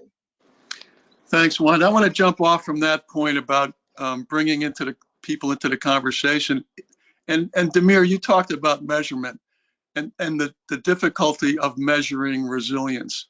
Doesn't measurement become important to be able to bring in the regulatory and legislative people to better understand the necessity of making these kind of investments? Doesn't that become an important aspect of being able to communicate those needs to the, I'll say, the non-technical audience? Absolutely, and let me clarify this. I think we cannot easily find one size fits all metrics that would, like reliability. We can have safety, duration of interruption, frequency of interruptions. Because it's really limited to certain approach or measurements. It's easier to measure and to compare. Related to resilience, because it's much broader. It includes, again, even recovery. It includes all the events, and those events may be different, as I explained, based on regional differences. But doesn't mean that we cannot have metrics to measure those events, and they can be regional, but we can. And I'll be very practical on this. For example, if you have a hurricane or derecho in the territory of Illinois, or you have some of the problems in California or polar vortex, whatever, you can always identify what is your base case. What happened with your restoration time? What happened with your infrastructure? How many poles you have damaged, or whatever the metrics you can find, and then say, this is what happened with this event. Now, I want to make sure when the next event happens, that I'll do better. And I'm now going to make investments to make it better. And when the next event happens, you track and see how those events, how those investments help you achieve your targets and compare. And then you can actually, again, metrics is also comparing with your colleagues. So you can identify some of the areas that have similar type of events, and then you compare. But again, it's really about identifying the base case and then seeing how you improve from the base case. So it is possible, and actually we are working on this as we speak now. Utilities and others are working on identifying those metrics. We tried. My key point is here, because it's not easy to find one-size-fits-all metrics. Let's not now wait and say, oh, we don't have metrics. We cannot do it. Actually, it's just the opposite. We may not get those one-size-fits-all metrics, but we have metrics. Let's do it now. Let's not wait. Let's make it happen. Thank you. Other comments? I would only say that I think a framework for resiliency metrics is needed in order to have a breakthrough on the investment and regulatory side. I retrospectively look back to coming up with, SAFE and CAIDI and, the reliability metrics that we use on sort of a day-to-day basis. And that has become a common understanding that we can benchmark, and regulators understand it, the providers understand it. And we know that resiliency is a different animal, but until we get to a point where we at least have the elements and we build a common understanding, I think there's the propensity to talk past each other. And, investments, consequence, incentives, et cetera, the machine that makes the world go around in terms of making action is predicated on getting this resiliency metric piece defined. We know it needs to build in consequence, risk. We know it's different from here to there. We know critical infrastructure is, unlike residential neighborhoods, and the list goes on. But we should be able to come up with a framework that builds those variables in so that we have a common language to base conversations and decisions upon. Okay, thanks. I wanted to jump to the topic of storage. We're now starting to see utility level storage on the system. And what do you all see as the benefits of that, and the necessity for, appropriately integrating them into the system? What do you see as the challenges there? Well, I can start that. Go ahead, Abe. Storage, can levelize the voltage profile of the grid with grid scale installations, and it can store extra energy and excess energy periods and provide some grid support functions, such as VAR control for a limited period of time. The issue is you really can't replace all your generation capacity needs with just storage. It's costly. We've got issues to deal with on disposal, fire safety, et cetera, with the materials being used. So storage will have to be part of the play, and I think it's something you got to encourage and should encourage to reduce some of the variability with these resources. But it's not a one size fits all, and it's something that more work needs to be done on, I believe. It just doesn't have the same time horizon you need for all events. Mm-hmm. Other thoughts on storage? I can. Go ahead, Tabir. So firstly, I think storage is a great technology that has a really, really great potential, and not just potential, but it has already been realized in some cases. But it's a tool in our toolbox, and that's what we need to understand. That it's not magic solution that will solve all our issues, and you just put a PV on a rooftop and you have a storage in your house, and you resolve your issues. I think we have to find that right balance and right applications of storage. And again, there are good applications now. We can see in some cases, there is lots of discussion in the industry about non-viral alternatives. There is discussion, for example, instead of building a transmission line or a substation, can we put storage? And I can tell you, for some of the applications like Black Start, Dave, as you mentioned, and others, there can be some really good applications for storage. There are two things that I want to emphasize. One, firstly, you need to have reliable and resilient grid to manage storage and renewables and all the other. It's not competing with each other. And again, we constantly try to have that competition. And in some cases, again, storage can replace substation or a transmission line and so on. But unless you have a still robust, resilient system, then storage will not be able to help you that much. So I think that's one. And I want to stop now. Maybe somebody else has another comment, and I'll comment later. Yeah, storage is so broad because you have power walls in the home, you have storage that becomes integral to microgrid activity, you have grid scale storage. So storage becomes part of the entire ecosystem that can be any place from make through prosumer. And it has kind of different discussions depending on where it is and what it's used for. But I think overarching comments are, we don't have good ways to model it. We don't have good ways to have visibility. We know we need it to kind of do balancing, especially as we get into more uncertainty with renewables. Ownership is, an element that still needs a lot of work on where it can be and where it shouldn't be. Is it a generation? Is it load?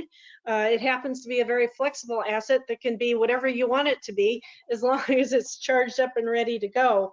And I think it's also trying to find its way into markets in a meaningful, something that, truly incents all of the benefits that brings to the table. Because it can do so many things for so many reasons, a lot of times the way we've set up, it doesn't get the full incentive for all of the benefits that it can potentially bear. So those are a few elements. There's a lot of work to do on storage. Yeah. Yep. I would like to add to this, because I think Wanda mentioned some really important aspect. That was my second point as well. We need to have a regulatory framework to incentivize proper use of storage. Storage is a new asset class. So it's not generation, it's not load, and it can be used as a T&D asset. It can be used for market applications, as Wanda mentioned. So if we try to say, let's accommodate this asset class to the old regulatory rules, we are doing the service to the consumer, to the industry, because we are trying to fit a new asset into the framework that is now obsolete. Because you have, let's say you have a storage to do frequency regulation, and you say, okay, but now it cannot be T&D asset. So you have a T&D asset that you need for, say, N-1 type of event. N-1 event happens maybe 2-3 times a year, or maybe not, okay? But storage can be a really good solution for addressing N-1 event, in the system. But then you use it only for what, 1 hour a year, 2 hours a year. So why not to use the same storage for markets, for frequency regulation? So you stack the benefits. The cost-benefit analysis becomes better. To today's point, storage is still expensive, and it will go down, but it's expensive. So again, if you remember my original slide, that we still don't want our consumers to pay a high price for electricity. So why not to have regulatory construct that will say, let's do that. At the same time, I want to emphasize this also. It comes with microgrids and the others. Utilities are sometimes prevented to use some of these technologies. And I'm saying, and I understand some of the markets and business issues and all, but in some cases, technologies like storage would really benefit the system, the consumers, and so on. So why to prevent utilities if they want to invest and promote certain technology to do so? So I think that's a topic for itself. So I'll stop here. I'm glad you brought that up, and I guess I wanted to ask you: are those kind of conversations that you're talking about between and among the technical people, the regulators, the industry, that would explore alternative regulatory process? Are those kind of in your minds, or what else needs to be done to make those things kind of happen? I mean, I can just comment, and I'll be very short. Absolutely, absolutely. And I think we sometimes forget that some of these solutions have really nice technical solution that can actually have a really good cost benefit. But then because of some individual business needs, we are prevented to actually, as technologists, utilize the grid in the best possible way. But Scott mentioned that, that's how we need to approach the system and find the ways to what's really best for the consumer at the end. Mm-hmm. Thanks. Other comments on that one? Well, I would say that, in our construct where we have state jurisdiction, federal jurisdiction, and then a lot of different opinions on what happens here, there, and everywhere, the conversations are going on. There's no doubt about it. There's a lot of conversations going on, but kind of, boiling it down to consensus and something that, can generally be applied, it takes a lot of work. And I think we're on that journey. But because we have operated in the paradigms of the past and the rules of the past, retooling in order to fit this unique, flexible tool into our lives in a meaningful way, it takes time, and there's a lot of folks that are involved. Mm-hmm. Good. Well, thanks. I guess I want to stop right there. First of all, thanks for being available in the second hour and taking all these questions. We appreciate that. And again, thanks for being with us on the session. With that, I want to go back to John, and John's got some comments about our sponsors and partners and a closeout. John? Frank, I'm going to give it back to you after I do this little piece so we can get last comments from our 4 outstanding panelists. Just super information. But we do want to thank Omni Threat Structures, great executive team here that has worked with us going forward. They offer some tremendous capabilities. They build to meet your requirements. If you're in the need to harden your facilities, just OmniThreat is one of the best in the business. And you can take a look here real quickly at how they do electromagnetic shielding on devices, really cutting edge stuff. And they have the ability to surge to meet whatever project level you're trying to reach. And they also have a number of pre-built modules that you can use as well. Our other big partner for today is Blackstar Technology. We ran into them earlier, actually about a year ago before COVID. They've come on quite well, really stepping forward in the portable emergency power and lightning capabilities. You'll notice they've got a number of capabilities here with backup power, smart lightning, and then risk reduction and compelling capabilities that if you reach out to them, you'll find that they're very flexible. They do a great job of working with their customers, and they're doing some cutting edge work that I think really is going to fit in to meet some of these resilience requirements that we know a number of our major energy folks are putting together, as well as our cybersecurity folks with new capabilities and new standards. So look for Blackstar Tech on the web, but also we've got their contact information here. Thomas Brooks and Jeffrey Hilker would be happy to talk to you. So with that, Frank, I know it's going to be very short, but this has been an outstanding panel. Why don't we go back around and let each panelist kind of conclude with final remarks, and then we'll wrap this thing up for the day. But great job so far. So Frank, back to you. Okay, John, thanks. I guess I want to ask the panelists, so we've got a big to-do list to work on. What do you work on first? If I can get a comment from everybody on what's at the top of the list that we should work on first. Well, I'm going to I'm going to lead off since I was not going to try to step in as those really smart double E's and IEEE luminaries were speaking earlier. You'll notice I came on camera when you said non-technical, Frank. So anyway, look, I think so much has been discussed throughout the course of the conversation. What do you work on first? I think the last set of answers to the questions about shifting the way that we as industry and policymakers work together to address these new challenges, right? We are using the old paradigm. Hey, look, here in the US, federalism, right? Like democracy, the worst form of government except for all the others.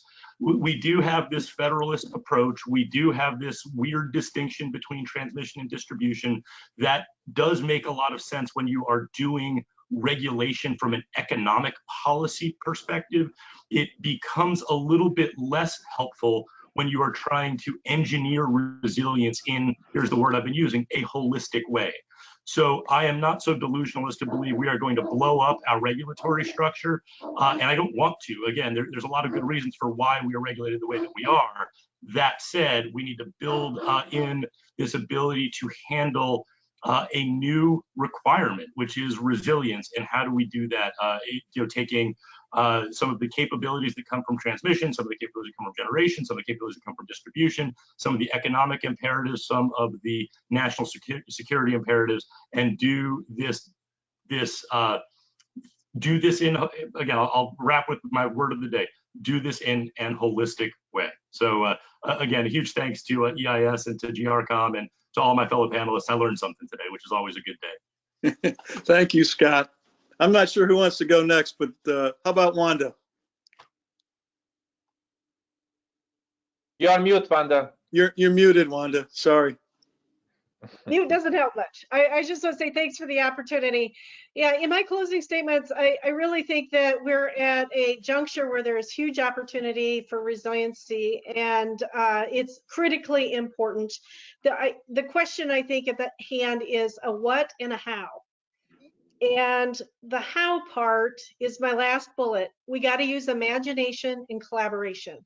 We need to think out of the box, involve the spectrum of people, and do it in a way that brings the various interests to the table, and in a way that's unique and different from what we've done in the past, because we're retooling at a rate it's enormously different.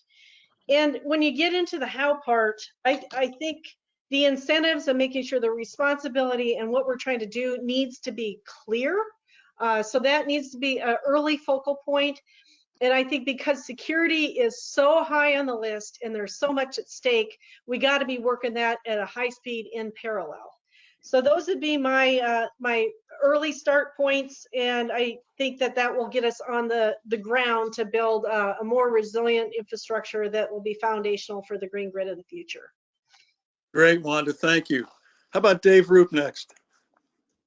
I want to echo everybody else. I appreciate being here today. The significant investment being made across the footprint of this industry right now in order to make renewables work, and the pace is accelerated. It's going to require significant investment on both the T&D infrastructure as well as the generation infrastructure. Unfortunately, it takes time to put in transmission infrastructure.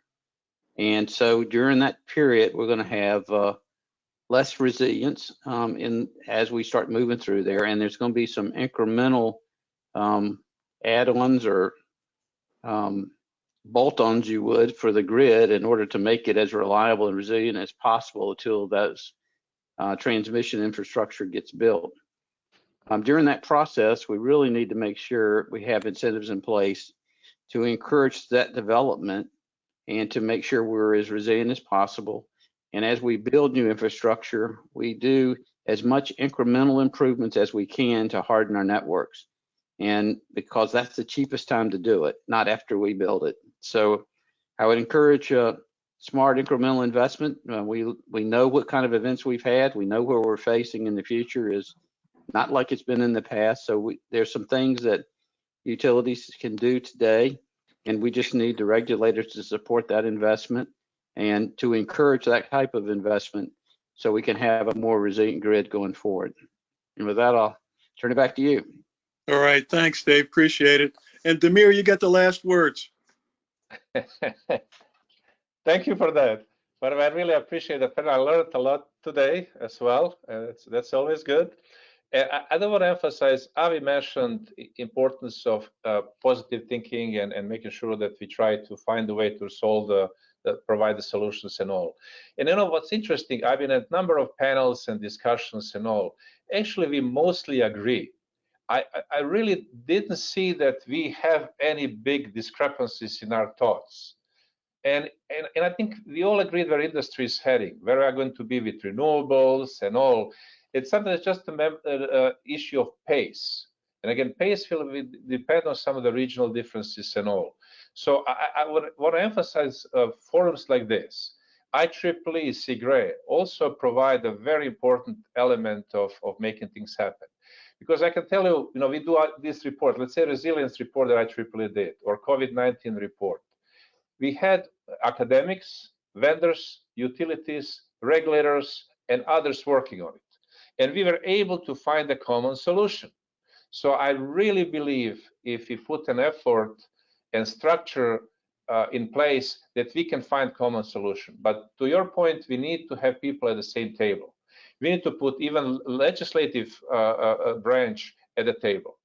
So regulators, legislative branch, utilities, developers, and have that open discussion, and then we'll achieve the goal. And my last point would also be, because I didn't mention it as much as I wanted, is that whole issue of coordinated, integrated planning, holistic perspective, as Scott was saying. We cannot plan T systems from a D system. It needs to be done together. And then in addition to Wanda's and Dave's point, also we need to have that investment prioritization process and the framework very well defined in whatever we try to do to address our issues in front of us. Thank you. Thanks, Demir. And again, thanks to the presenters. It was tremendous presentations and discussion. We thank you very much. With that, we're going to go back to John for the closing. Hey, Frank, thanks so much for that. Great job facilitating as always, but I want to thank Dave and Demir and Wanda and Scott. I think you elevated the discussion to the appropriate level. You've given us a great checklist of items that we need to continue to work towards. And I want to thank Avi for giving us the opportunity to pull you together into this today. Going forward, I'm going to hit a few little things here. Tremendous opportunity September through October this year to play EarthX 2021. Since it's an EIS Council event, it will be black sky, but we're going to do it in a way that highlights the lessons that should be learned and hopefully will be applied across all the sectors this year. So please register. I know we put it into the chat box. Register, join us, and we'll look forward to your feedback. It is going to be the world's largest cross-sector resilience-focused exercise. It's our 5th year. Last year, over 40 countries played. Over 12,000 participated. This year, we're going to up the game. We know we've got a lot of people that are interested due to COVID not restricting us. And we are pulling the actual exercise right from the headlines of what's been learned, not only on the West Coast of the US, but the Southeast, but worldwide. So join us, be part of the EarthX team, and we look forward to your participation.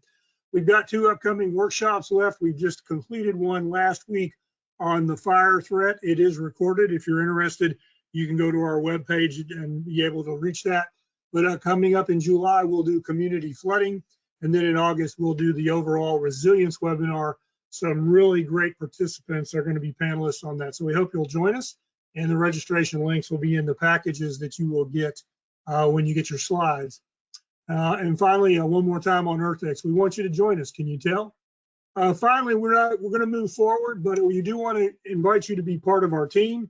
Again, we want to thank our panelists today. Just outstanding information shared across the board, and we'll be doing this again in July.